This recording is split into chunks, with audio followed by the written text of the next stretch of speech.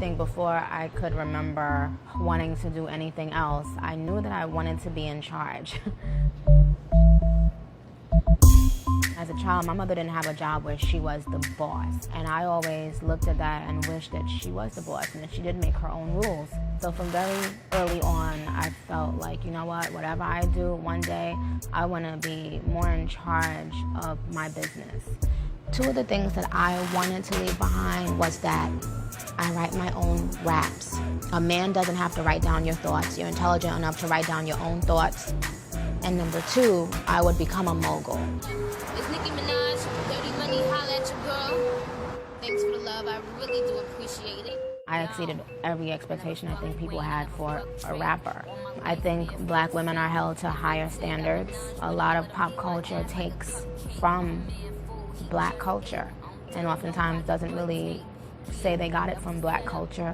You know, magazines are acting like they're just being done for the first time because it's on a white woman's head or it's on a white woman's body. And you have to get used to living in a world that doesn't even acknowledge that you did certain things. It's Hood Fears and Nicki Minaj. One thing I learned along the way in business is the necessity for you to be unapologetic about asking for how much money you deserve.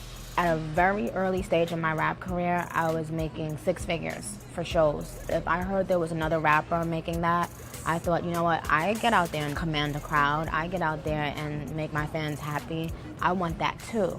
And I think women have the tendency to feel that they shouldn't ask to be compensated as much as a man doing the same exact thing. If you know you're great at what you do, don't ever be ashamed to ask for the top dollar in your field.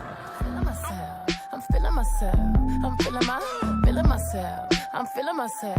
I actually remixed Flawless with Beyonce. Whenever I do something with her, I can feel the impact. It just feels like young women are being empowered and inspired, because I think it says a lot when you see 2 young women at the top of their field, whether they're black or white. It just means a lot when you see them owning who they are and owning the business and owning the industry and not taking no for an answer and not being apologetic for who they are. I think that it inspires women, young, old, black, white, whatever.